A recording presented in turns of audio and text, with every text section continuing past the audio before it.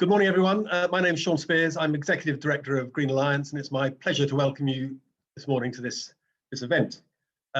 Many of you will have attended a similar event that Green Alliance held in September last year, also chaired by Ravina, our chair this morning. I'm going to hand over to Ravina in a couple of minutes, but I thought it'd be useful just to update you on a bit of progress in Green Alliance since the last event in September. Then Joe Rogers, our operations director, made clear that Green Alliance doesn't think it has all the answers, and we don't regard ourselves as a model of best practice. But we have been working hard on this agenda over the last year alongside many others. We support Ayamba's diverse sustainability initiative, and I'm sure that Sarah is going to talk about that later, and we've made a number of pledges of action which are on the initiative's website. We've also worked with Wildlife and Countryside Link on its roadmap for change, which I think has engaged pretty much every environmental NGO in England. And there are similar initiatives by the national links in the other three parts of the UK. I just highlight three things from Green Alliance's plan.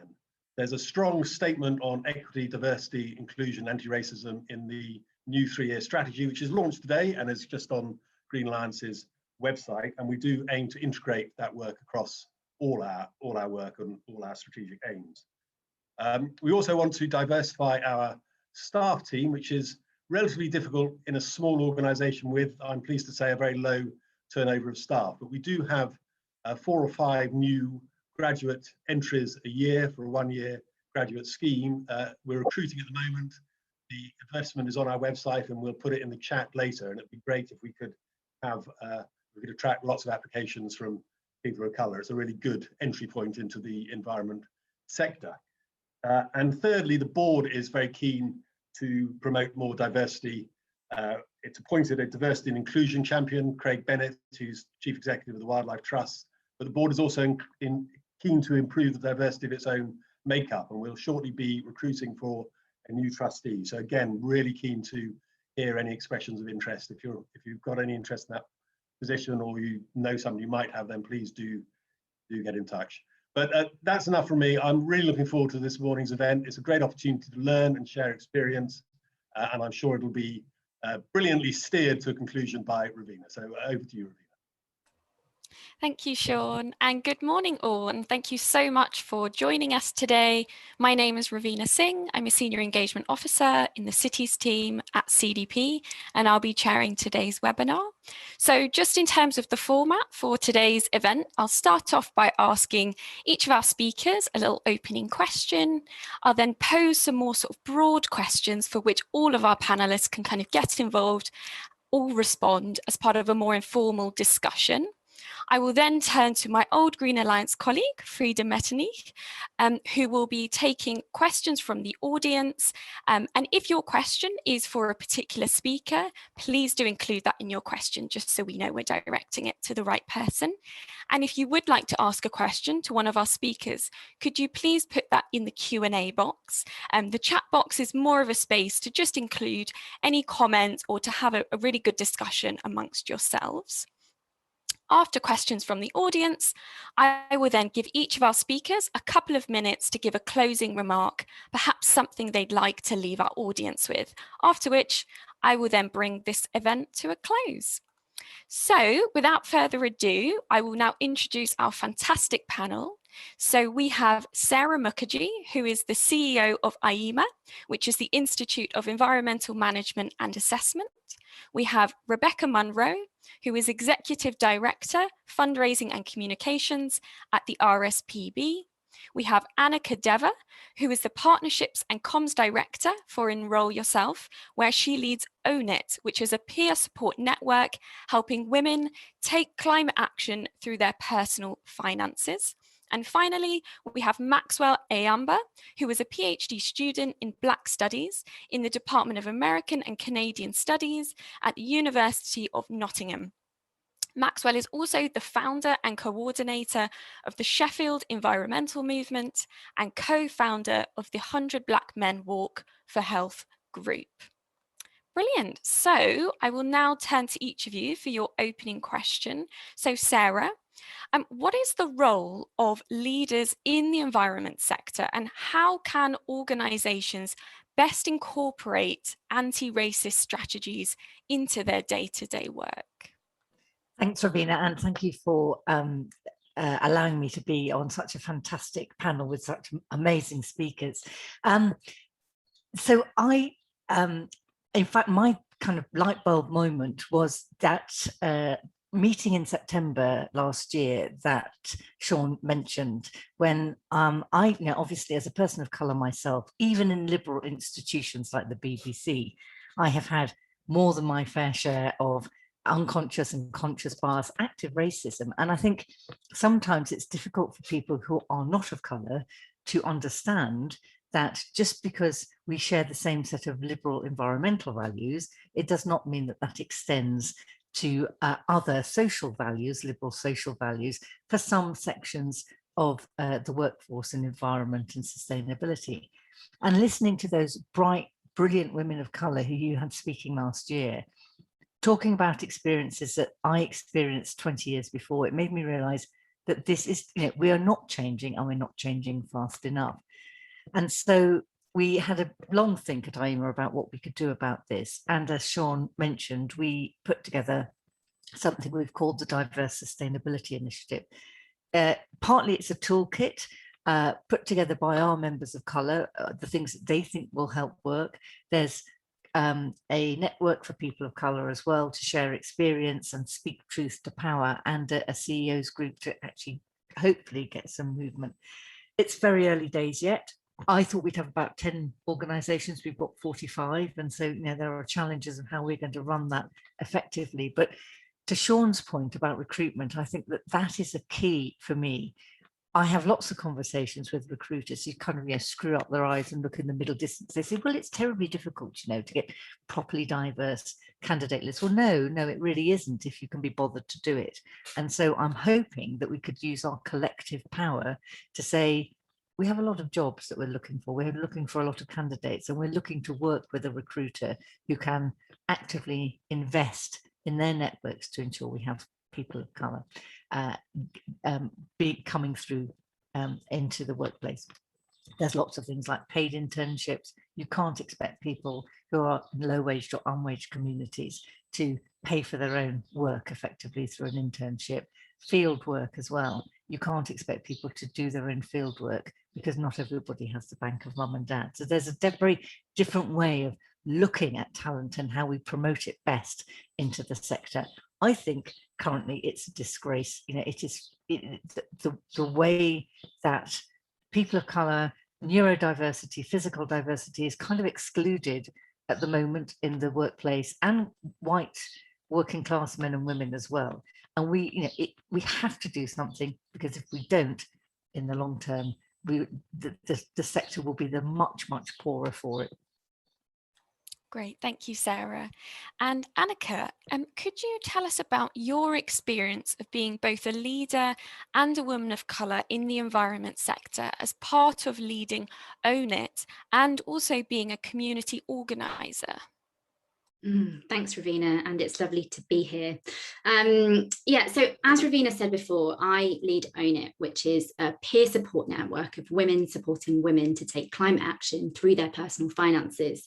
So things like moving your bank, your pension, your savings, your investments, or starting to invest if you've never done that before. And in our pilots, we've had 140 women move £1.2 million. Which is fantastic. And so we know that this next decade is crucial when it comes to climate action and really influencing those financial flows, which have so much power in climate justice. And so our ambition is to scale and to scale big. And so in the next decade, we're aiming to galvanise a whole movement of women to move £1 billion by 2030. So, just a small scaling factor there. And so my big challenge at the moment over the next 3 years over the next few months is to essentially resources to scale over the next 3 years to move 10 million, to bring along 2,500 women. And I find myself every day in meetings with corporates to essentially create a sustainable sustainable revenue flow for this, and also applying to funders and to kind of apply for those grants and with some of those trusts and foundations. So that's my kind of day-to-day life at the moment with Own It. As Ravina also said, I am part of the COP26 Coalition West Midlands local group, and there what we're trying to do is really gather support and send people in whatever way, literally or virtually, to November, to this really powerful, potentially really powerful gathering. And what we're finding in the climate movements is that it's the same people, right? I started this when I was 17 years old and I was going to meetings at the local town hall, and it's the same people 20, 30 years on, right? And so there's three things that I want to kind of touch upon. What's the reality of working in these worlds every single day? 2, what do I feel is one of the cruxes of the problem? And 3, what can we do about it? So the reality of working in these worlds day to day is that I'm often the only person of colour in the room, or the only visible person of colour in the room, which really matters when you're on Zoom, and people often think that oh, you must be a student. That's what I often get asked. Are you a student? And I'm like, no, I've got too many grey hairs, and I have been doing this stuff for far too long to be considered a student, although obviously always a student of life. And so this has real consequences when it comes to the work. I don't get taken as seriously, even by people who are really well-meaning. I can always hear that thing in their voice where they're doubting and questioning, but if we give you the money, if we back you with this, can you really pull it off? And people who want to see that you've had this track record of over a decade in creating things and have a track record, but actually because of these systemic factors of, yes, racism, but we've also got to have an intersectional lens here. So, we've got sexism, racism, an element of classism going on, and I have a lot of privilege in other areas, so I'm fortunate not to be affected by those things. But because of those things, there's always that doubt that means that actually clinching that client for a corporate partnership for this venture or getting that funding is always that bit harder. And so that's the kind of reality. And when you look at who you can look at, who looks a bit like me, who is a successful and competent leader, because we've got some people who look like me in government who I don't personally believe that about. There's not a lot out there, right? And especially not in the environmental movement. So at the moment, I am desperately trying to find a woman of colour to be a mentor who has a few more grey hairs than me. And the fantastic women of colour out there who are doing the work and who've got the track record are so overwhelmed by these types of requests. They're not resourced to be able to support all of us out of sheer goodwill. So that's kind of one of the problems. And these things are daily microaggressions, and there's research out there I was trying to find it but couldn't quite put my finger on it, that show that microaggressions actually have health implications for people who are affected by oppression, and they actually affect the life expectancy that we can expect as people of colour. So these daily microaggressions are real, and that this violence is real in the spaces that we're in. So what do I feel is one of the cruxes of the problem? So if we're going to take a systemic lens, we know that there is never a single point of failure, and the moment we try and look for that silver bullet, we've missed it. We've missed the entire point that it's all systemic and interconnected and interwoven. But one of the points that I think we should be really trying to leverage is really understanding one of the basic tenets of any training on power and privilege, which is the 4 I's of oppression. And, this is ideological, institutional, interpersonal, and internalized. Now, we so often focus on the interpersonal, this lovely training that we brought in to make sure we don't say the wrong thing in a meeting. That's great and important. I'm not saying it isn't. But actually, if we ignore the other aspects of oppression, then we are missing everything. We're missing the actual deep underlying structures that inform everything that we're doing. And so this ideological question, which actually, you know, especially if you're running a charity, is a really hard question to go near, because you're not allowed to, because, you know, that's as being set up as a charity, you've got to be really careful what you put out there politically. And we see this in schools right now, right? School teachers who are trying to challenge ideologies are up against so much. The ideological position in this country and in many countries around the world, the ideology upon which our foundations is an ideology of white supremacy. And if we don't understand that, and if we don't understand how white supremacy was constructed, then everything we do is just hitting at the surface. We're trying to work downstream when actually upstream is where we can create the most powerful change. And so, you know, very quickly on that, I'd say, go and read Angela Saini's book, Superior. If we don't understand how race is a social construct and racism is very real at the same time, then we're missing everything and we're not understanding anything. And so the kind of third kind of thing that I'll talk about is what can we do about this? And what I'd say there is that actually, yes, it's about learning and it's about action. And this learning and action needs to be embedded within everything that we do, embodied, so it needs to actually move our souls and not just hit our brain cells. And it needs to be expressed. We need to be able to share and to talk and to discuss together how we're actually going to move towards change and towards, you know, changing that picture so that someone in 20 years' time is not coming along and still having this same conversation. Brilliant. Thank you so much, Anneka. And Rebecca, I'm just going to come to you. So could you just tell us a little bit about RSPB's work in this area, and what are some of the really important things you've learned from this work? Great, thanks Ravina. Thanks everybody for having me today. I see my role really as a kind of guide to a practical example of how an organisation like the RSPB, you know, a great big Victorian charity with all of the institutional challenges and institutional racism that Anneka was just talking about then, very much inherent in our, you know, our day-to-day work and our organisational life. So we've been on our equality, diversity and inclusion and social justice journey for the last 5 years now. We've made some progress, but towards the end of last year, we really realised that what we were doing was insufficient to the need. So we kind of reset and rebooted what we called our equality, diversity, inclusion and social justice programme, a bit of a mouthful. And that involved us recognising that we didn't have the capabilities internally to be able to do this. So we brought on the wonderful EDI consulting company Full Colour, who's actually also doing the Wildlife and Countryside Link work at the moment. So very kind of helping the sector as a whole.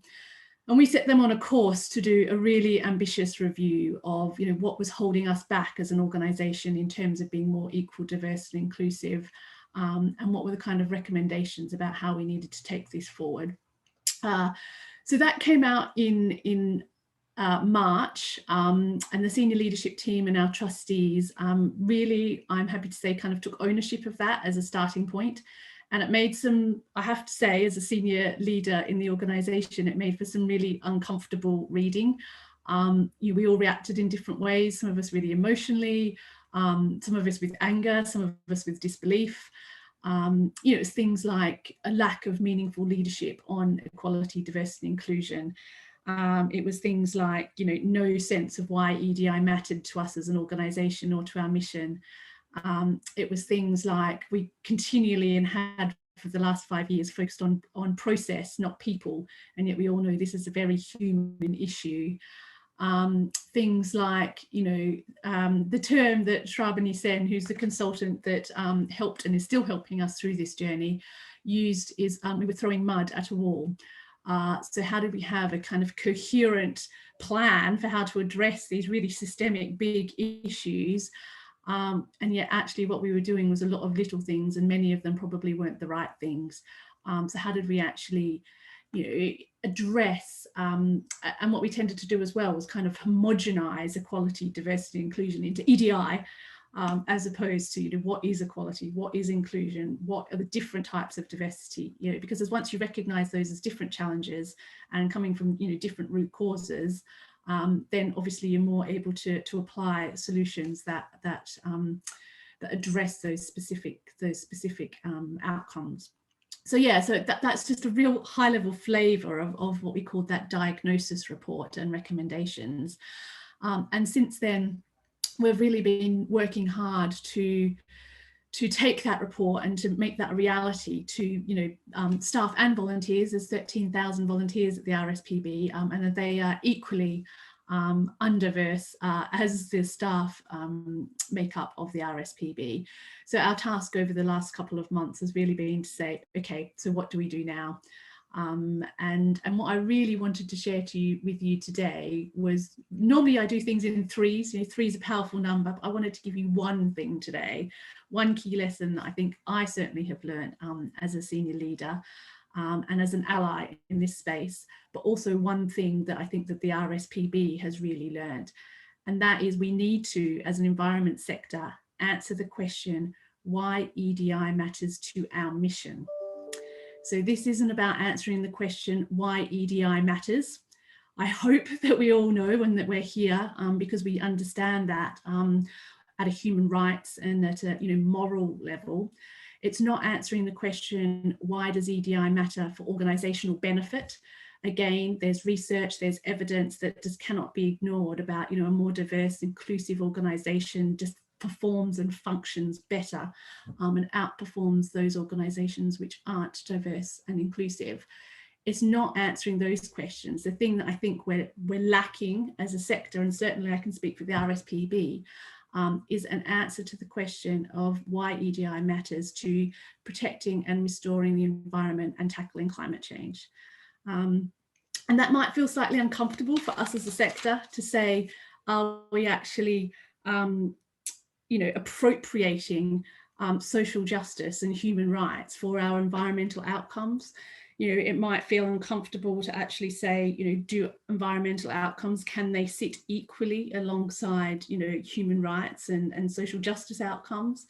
But my view of that, and actually it was a very clear recommendation in our diagnosis report, is that for us to play a part as a sector, for us to make a contribution to dismantling the institutional racism, not only in our sector, but more broadly, that we actually need to bring that issue closer to home. We need to relate it to what we're trying to do as organisations.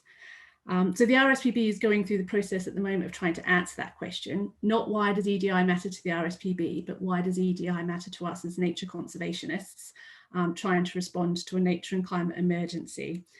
But to give you a heads up of where we're going with this, I think there's three really key reasons for why it matters.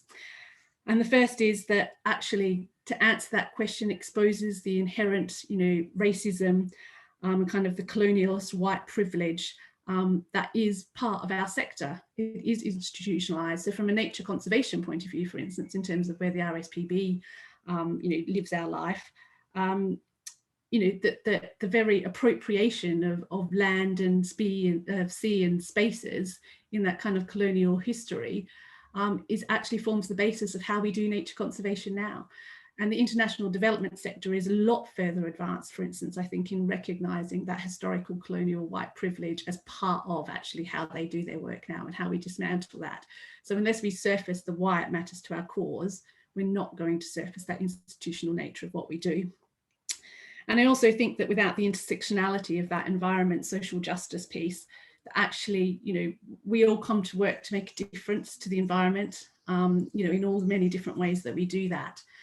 And, a lot certainly from the RSPB that we've been hearing, in all good intentions, but good intentions, the road to hell is paved with good intentions, is that environmentalism will potentially trump social justice. So I'm a good person, somebody else will do the social justice. So I'm here to work on the environment. So unless we connect those things together, we're never going to make that progress. And I think that the charity sector overall does, potentially struggle emotionally as well as intellectually with this, maybe more so than our commercial counterparts, in that we are good people doing good things.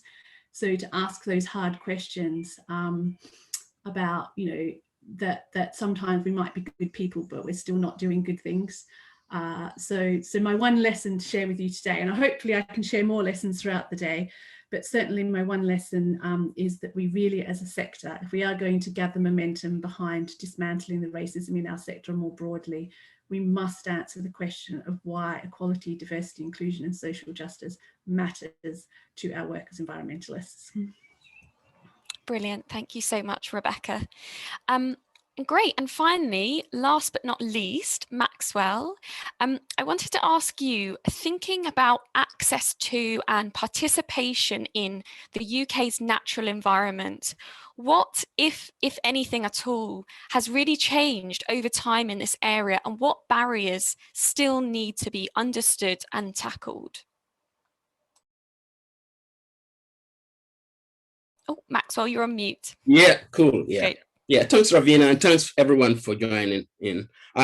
First of all, I just want you to know that I'm an ecocentrist, and if you know what an ecocentrist means, I'm just completely linked to nature anyway.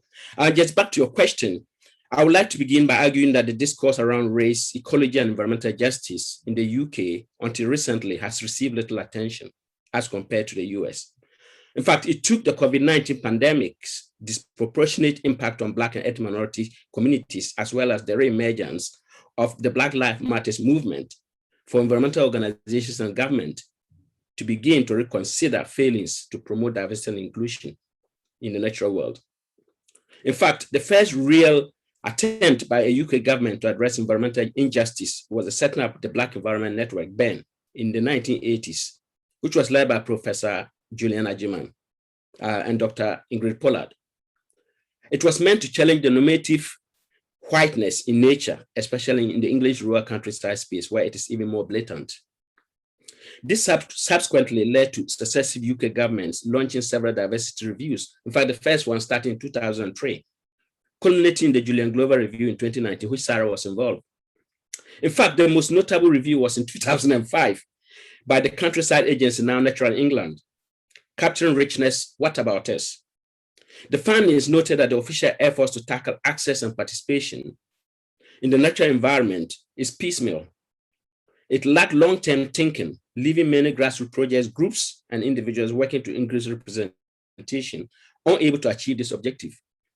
So besides lack of government commitment, no platform for BME organizations to have their voices heard or receive sustainable funding.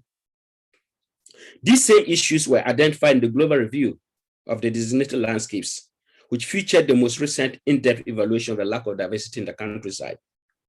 In fact, there was this quote I'm going to take from it. It's quote, "We are all paying for national landscapes through our taxes, and yet sometimes on our visits, it has felt as if national parks or areas for our natural beauties are an exclusive, mainly white, mainly middle-class club with rules only members understand and might little done to encourage first-time visitors."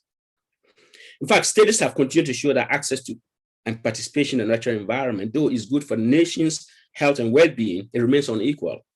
The CPRE noted that available statistics indicate inequalities to countryside, though connected to income, age, and disability, is particularly severe when it comes to race. For example, a Natural England research has shown that 1% of visitors to national parks are by people of Black and ethnic minority background, with 20% of children from these communities less likely to visit the countryside. A 2017 report by the think tank, the Policy Exchange, using ONS data, ranked the environmental profession as the second least diverse profession in the UK, with just 3.1% of staff from minoritized groups, only second to farming. And though these issues can be framed around the intersectionality of race, culture, economics, and geography, however, the problem is with the UK's preservation movement, which centers on the notion of class. As the late David Hay noted in his study of the 1932 mass trespass, the preservation and access movements are somewhat of a self-valorization and mythology. And now, I think you asked me, what are the barriers? Systemic racism exists within the interplay of the attitudes of some environmental organizations and their staff, within the negative narratives and messaging about Black and ethnic minority people and their relationship with nature, and within the impositions of conservation models, which are all Eurocentric. Disparities in access and rights to nature, nature-related and health disparities, and environmental justice continues to persist in the UK environmental sector. Lack of funding for ethnic minority environmental charities and organizations, which impedes voice of marginalized groups to be heard. Funders tend to prioritize white-led environmental organizations who then approach Black and ethnic minority groups to access specialisms, often with the expectation that they should work for free. Black and ethnic minority partnerships are often characterized by exploitation and the lack of respect for their experience, knowledge, and approaches of Black and ethnic minority practitioners or professionals in the environmental field. So what needs to be changed? There needs to be an acknowledgement of the historical and current injustices within the environmental field, which are rooted in the history of eugenics and white supremacy, which has deliberately systematically excluded Black, especially Black people, from nature and the environmental field. 2, ending and repairing the damage of racism within the environmental field will require removal of structures and systems which allow gatekeeping exclusively by people who benefit and perpetuate from white supremacy. To eradicate racism in the environmental field will require the attitudes, conduct, messaging, policies, images, resourcing approaches involved in the environmental field. Those working in the environmental field will need to re-educate themselves through use of critical race theory to understand racism, prejudices, and stereotypes behind the conservation movement by holding honest conversations to reframe the narratives of these beliefs and attitudes which have existed for a long, long time. And finally, the exclusively white middle class staffing and management structures in the environmental field creates a green insiders club, leading to the internal perception developed historically that they are the true custodians of the natural world. And this all needs to change. If these don't change, we're not going to get anywhere, and the Anthropocene is on the horizon. Thank you. Brilliant. Thank you so much, Maxwell. Yeah, I think that's given us a lot to think about. So thank you so much.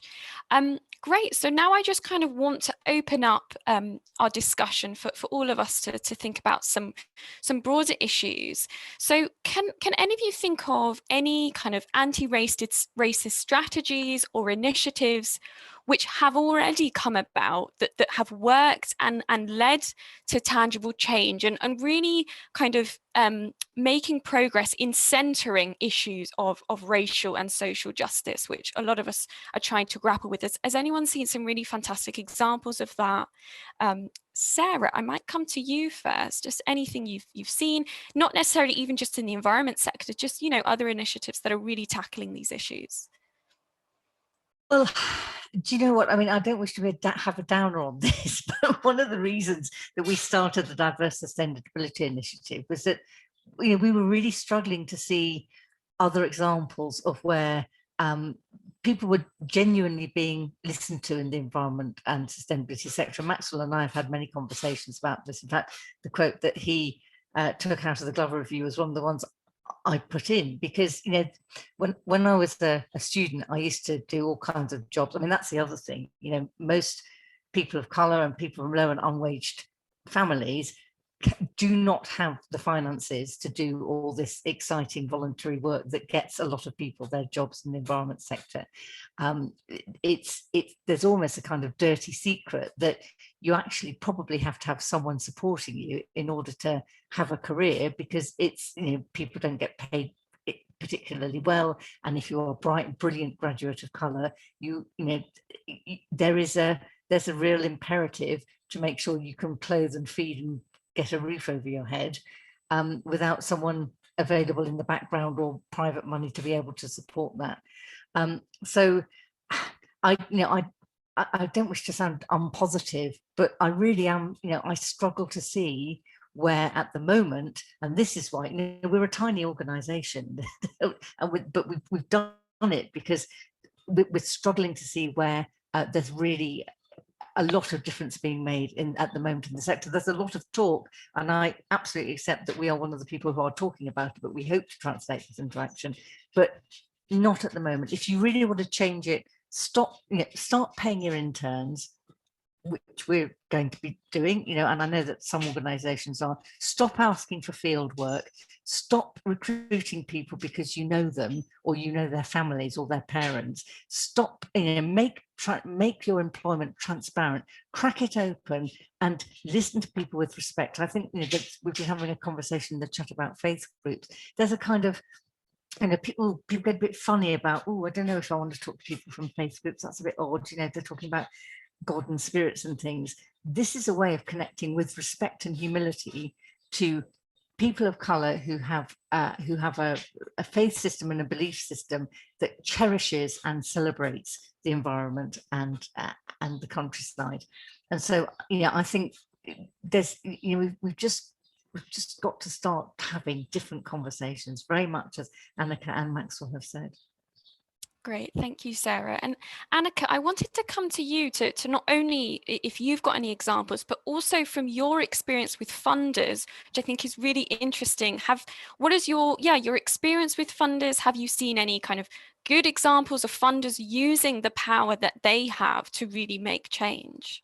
Thanks, Ravina. And that's actually a kind of, this idea of resourcing the work, I think, is so important. And the other kind of aspect of that, which I really want to lift up, is this idea of imagination and space to imagine possibility, and space to develop the kind of vision and dream of what it is that we actually want rather than what we're fighting against, because it's really easy to get stuck there because there is so much that we are fighting against.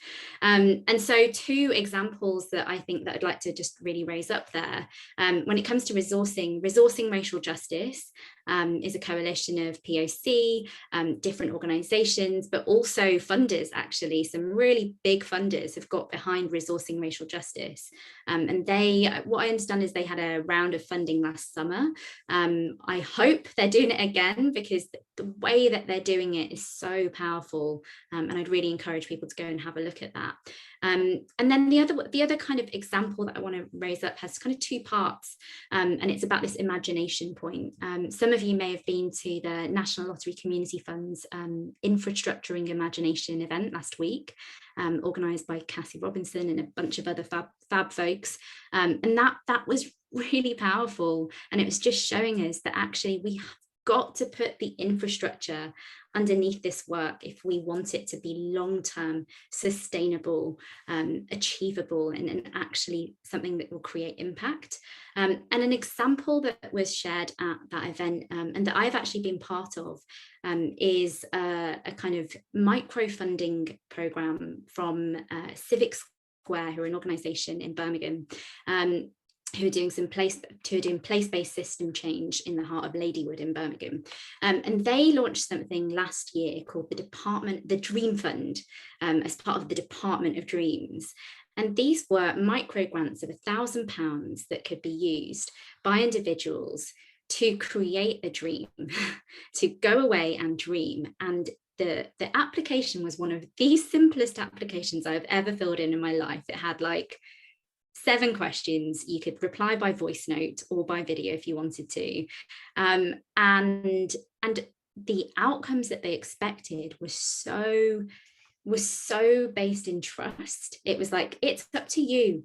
You can write something, you can create something, you can go away and use the money to just think. I mean, I've never been paid to think before.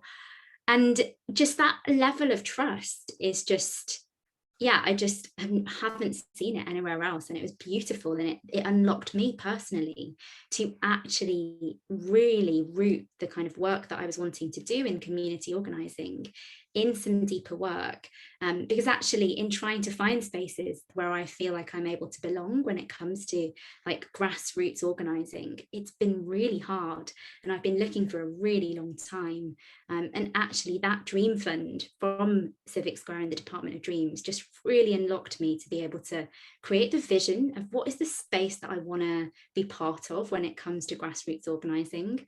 And as a result of that fund, I'm going on a walk from Birmingham to Bristol in a couple of weeks, and really continuing to do some of that imagining about what is the world that we want to see, what do we want to be able to have and to create and to give to the children in our lives for the future. That's brilliant. That's really fantastic, Anneka. Thank you for sharing that. I'm going to pause on the discussion just so we can have a little bit of time to go to questions from the audience. Frida, do you have any questions for us? Thanks. Yeah, loads of great questions coming in. Keep them coming. The one that's voted up is from Jordan, who's I'm hiring for a new organization at the moment and would love to know if the panelists have any tips for an inclusive recruitment process. And perhaps in connection to that, we had a pre-submitted question around, sorry, where is the best place to start in embedding anti-racism practices and values into an organization? Great. Rebecca, I might come to you just if you've got any insights on that sort of really inclusive recruitment process from your experience of kind of tackling issues of EDI and things like that. Great, thanks, Ravina. So actually the RSPB, and I see in the chat as well that many people have kind of suggested almost that kind of bare minimum of how organisations should be recruiting in terms of process and systems. You know, things like blind recruitment, things like, you know, language checking your ads and where you promote, you know, your recruitment vacancies. So I think there's a whole kind of package of process and system stuff that you just need to get right as part of the basics. And actually holding our hands up, you know, the RSPB, as much as we focused on process, there were some things that other organisations might have been doing for 10 years that we went, oh, we need to do that. So, you know, just pay attention to the little things. I think the second thing for me that is really important is that more than the recruitment process itself, it's the actual jobs that need to be diverse and inclusive or be relevant and, you know, considerate of diversity and inclusion. So as an example, we're putting together and are starting to action our ethnic diversity action plan. And one of the key milestones on that was that we would have, you know, a person from ethnic diversity, an ethnically diverse background on our senior leadership team. There happens to be a vacancy there at the moment that we are recruiting for. So we thought, what an opportunity. So we have, you know, we not just tried, we have made that process as inclusive and set up for success as possible. But actually, one of the things that we really need to be able to do is say, is an executive director of global conservation, what is it that we expect of that role? You know, what is in the job requirements, the person specifications, all those other things that actually make it genuinely accessible and relevant to, you know, people from different backgrounds. So the process stuff, yes, we need to do it, but I think more importantly, it's not about recruitment process, it's about the jobs themselves. And that is the more fundamental shifts that organisations need to make. Brilliant. Thank you, Rebecca. And Maxwell, I just wanted to come to you when we're thinking about anti-racist strategies. What do you think are just a few really important things organisations should be thinking about at the start of those anti-racist strategies? You touched on some really important issues like colonialism, like white supremacy. What kind of, so what sort of issues should they definitely be thinking about at the start? Well, thanks, Ravina. I suppose it's quite ironical where we talk about biodiversity and yet we don't talk about human diversity. And that's what nature is all about. Nature is everyone, and we are part of nature. So for some people to think they are superior to other people or other species, and therefore they are the custodians of nature, is exactly the crisis we are facing now with the climate change and the Anthropocene. And so before we talk about anti-racist policies, we have to talk about critical whiteness. We have to talk about deconstructing racism. Without tackling critical whiteness and deconstructing racism, we're not going to get anywhere. You could have all the policies written, but it has to come from the heart. Not until humanity begins to understand that they are part of nature and all other species, and that we are just passing through this life, and to leave this world a better place for those to come. We're not going to go anywhere. So to me, you could have all the anti-racist policies there, but what's important really is the heart, change in the heart. For a human being to look another human being in the eyes and find out that we are all, from the same race, and that race is a tool for oppression. It's a metaphor for oppression of other people. And so the only way anti-racist policies can work is people have to look at themselves and see who they are and look deep down in their hearts and to think about changing the way they see other things, other human beings, as being inferior or as being less, to contribute to the whole environmental crisis that we are currently facing in the world. Brilliant. Thank you, Maxwell. Frida, do we have some more questions for our panelists? Yes, we do. This seems very popular. It touches upon what Maxwell just said, which is, I believe the links with climate justice, global inequality, and colonialism are fundamental to the racism question. How do we avoid simply better representation that involves the same perspectives with more non-white faces, encourage perspectives and practices that would change the dominant paradigms? Great, thank you, Frida. Sarah, I can see you kind of nodding like you've heard this before and you really recognize that. Do you want to come in on that? Yes, thanks, Ravina. And I think that is absolutely fundamental to what we're trying to do here. I mean, why are we having this conversation? Because we want to ensure that the environment and sustainability sectors are open to all, because diversity of thought is absolutely crucial for the biggest issue facing humankind. And anything that stops that diversity of thought is not only, bordering on the criminal, but it's from a purely pragmatic point of view, you are not going to get the solutions to the massive issues that you face unless you have as many people, as many different ways of thinking as possible.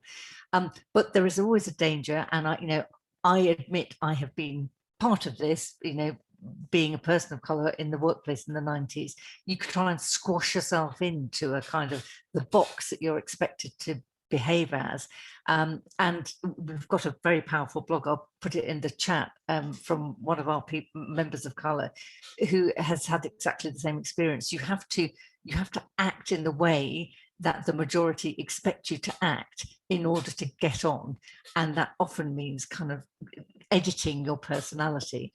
And I think it's a really good point. There is a danger that we all become so edited in order to achieve the way up the ladder that you stop having that diversity. So you have to, and that's sometimes very challenging, particularly again back to this interview process. If you're interviewing people who think in a very different way to you, you have to think about how that will absolutely add something to your organization. The more ways you have of thinking, the better. And it's, I don't have a solution to it, but you're right, it's something I've heard before, and it's something we really do have to address. It's a very, very good point. Great, thank you, Sarah. Back to you, Frida. I think we can get in at least another question. Great, yeah. Another one, it started to Rebecca, but I'm sure others may want to come in as well, on kind of diversity inclusion in the mission. Often a focus on we need to include everyone in the movement, which doesn't recognize that social and environmental justice are coterminous. But the biggest barrier in going deeper, I believe, is a fear of appearing woke and alienating influential conservative audiences, public and political. How can we navigate that? Anneka, I know that's a tricky one, but I'm going to come to you just if that's something that you've been thinking about as you've got this really incredible plan going forward, trying to include that diversity of thought as well as, diversity of kind of race and other elements. Yeah. What is your kind of sense of that been? Sure. Could you just reframe the question for me again? It was just paraphrase. It was a very long question to keep hold of. So yeah. So in a nutshell, it's basically around talking about anti-racism and social justice. This question is around that it feels like for some organizations, there might be a fear to appear woke or alienate, especially conservative audiences when they talk about that. So how do you deal with that? Yeah, I mean, I had this leveled against me last year that I was a social justice warrior, trying to appear woke. And I was like, well, you can find out what I'm like in every sphere of my life. And I'm the same in every sphere of my life. This matters to me. It goes all the way through, right? It goes right to my core, to my heartwood, to use the metaphor of trees. And that's the point, right? Like, it has to go to your heartwood, to echo what Maxwell said earlier. If it doesn't, then yeah, like it is surface level. And so, you know, there's this thing about not being afraid. There's this beautiful Audre Lorde quote: when we speak, we are afraid our words will not be heard nor welcomed, but when we are silent, we are still afraid. So it is better to speak. And that's the point, right? Like, if we're just going to not speak out of fear, then we're never going to change anything. And so, you know, what we need to be clear on, what is it that we're afraid of? What are the invisible fears that we're too afraid to talk about? And let's talk about them, let's surface them.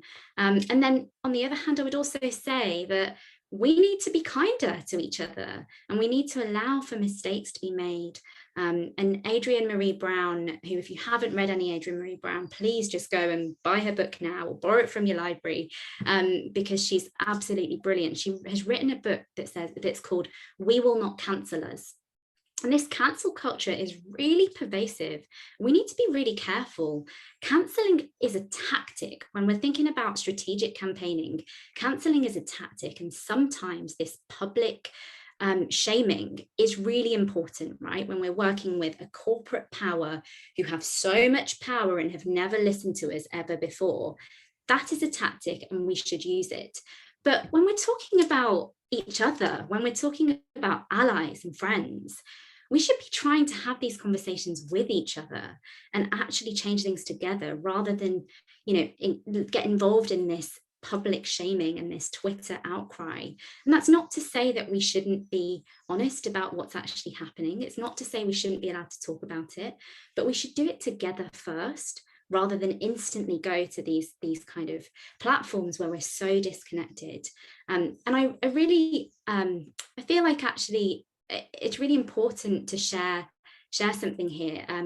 You know, I'm really interested in charity, so White's work, and they're doing some brilliant work, and they use this framing of being humble, being honest, and being hopeful. And I'm going to just share something, and I hope Ollie, the event organizer today, doesn't mind, that until a few days ago, this panel that you're here in this event with today was mostly white passing and fair-skinned people. Maxwell and I were brought onto the panel a couple of days ago. And actually the event organizers, when this was brought to their consciousness, responded so beautifully and so quickly. And actually they acted on this information and changed something. And that for me is hopeful. And, you know, I'm not saying that we should have arrived in this position to begin with, but now that we have, let's share it together kindly in community, and let's learn from it, you know, and actually that there is something there about being honest about where we've messed up, being humble in recognizing we will always mess up, right? None of us, unless we've been brought up in a cave, are immune to these forces of whiteness, of patriarchy, of, you know, this capitalist mindset that seems to pervade everything, of ableism, of transphobia. I could go on, but I'm not going to because I'm conscious of time. None of us are immune, so we have to stay humble in that we'll always make mistakes. And there is hope. There is something we can do. There is change that can happen when we're honest about actually what's happening and what needs to change. Brilliant. Thank you so much, Anneka.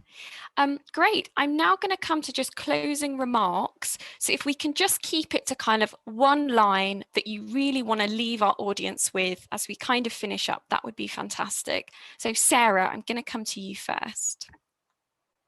Thanks, Ravina.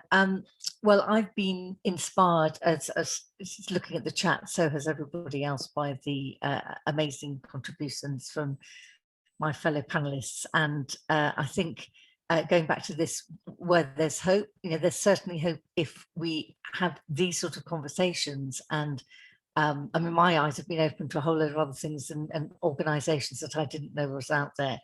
I do think that we can't rest on our laurels. So, you know, as I said, I've been doing this for a long old time and got into the workforce 25 years ago. We can't need another 25 years to see the change we want to see. But I would like to applaud Green Alliance as well, and everybody on the call, for making this such a rich and interesting and learning experience for me as well. Brilliant, thank you, Sarah. Anneka, one final line from you, please. Yeah, I think, you know, how do we do this stuff? It's hard. There is no playbook. It's really messy. And, you know, I talked about this walk I'm doing from Birmingham to Bristol in a couple of weeks. Why am I doing it? The reason I'm doing it is because, you know, how do we do this stuff that's really hard? How do we solve these wicked problems? And the answer is step by step, ferociously, gradatim verociter. You know, we have to just keep going and put one step in front of the other and invite people along and learn to walk together amongst the mess, amongst the mulch, and actually figure out what it is that we want to compost and what we want to harvest and what are the seeds we want to plant for the future that we want to create. Thank you, Anneka. And Rebecca? Great, thank you. It's been wonderful to be part of the panel. I wish I could see the audience, but maybe one day soon. I suppose my three kind of thoughts to leave you with are, first of all, you know, how do we lead through our values and our beliefs? Because it will get challenging, it will get tough, we'll have our highs and our lows, but those are the things that you know, we need to hold dear to. And I think in line with that, how do we do this together? Because we are a sector that believes in the same, you know, vision for our environment and for people in that environment. And I think that leads on to my last point of, you know, we need to be proud about the contribution that equality, diversity, inclusion and social justice has to environmental justice. And you can't have one without the other, or the other without one. So, you know, how we really articulate that to build momentum in our movement for social justice and also embed environmental justice into that social justice movement. So thank you for having me today. Thank you, Rebecca. And Maxwell, over to you for your final remark. Well, I suppose the pandemic have demonstrated that, you know, there's no place for race in the environment we all share. Whether you are white, green, or blue, or whatever your skin color, you know, we are all human beings and we all go through the same fate. So there's this whiteness. Whiteness is a fallacy. And until we begin to understand that we are human beings, then we'll continue to have more pandemics coming. Because basically, the way we treat nature, nature will treat us back the same way. And not until we begin to respect nature and respect each other as the same common species, and that we are just passing through this world, and we continue to have that kind of anthropogenic way of looking at nature and controlling other species, then I think we are going to be creating more problems for ourselves. So to me, always speaking as an ecocentrist, I believe humanity creates problems in a way that we shouldn't be, because what evidence or what kind of legacy are we leaving behind for our children to come? You know, if you want to look at the Rio conference in 1992, is sustainable development is development that meets the needs of present generation without compromising the ability to meet the needs of future generations. But what are we doing? We are destroying the very future of our children who are supposed to be coming after us. And here we talk about sustainable development, we talk about equality, we talk about social justice, we talk about human rights. Where are the human rights when we are not giving other people the rights to be part of, to be human? Great, thank you, Maxwell. Great, I think that's all we have time for. I could talk to you all day, and I think, yeah, there's so much more we could talk about, but I have to bring it to a close. So thank you so much to all of our wonderful speakers. You have brought such a breadth of experience and insight, and thank you all so much. Thank you to Frida for providing the questions from the audience, to Shaun for his opening remarks and sharing Green Alliance's journey, to Ollie Mount, who is the Events and Engagement Manager at Green Alliance, who without this would not be possible. And finally, thank you to all of our wonderful audience at home for your interaction in the chat. I can see there's amazing kind of conversations going on. So yeah, thank you so much and goodbye.